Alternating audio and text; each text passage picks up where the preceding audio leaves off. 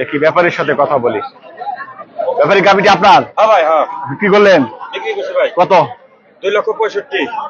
2,65,000 টাকা। মাশাআল্লাহ, আজকের হাটের সর্বোচ্চ দাম মনে হচ্ছে। আমরা এখন পর্যন্ত দেখতে পাচ্ছি 2,65,000। কয় বিয়ান? এটা ভাই প্রথম বিয়ানি। প্রথম বিয়ান? কি জাতের এটা? এটা ফ্রিজিয়ান।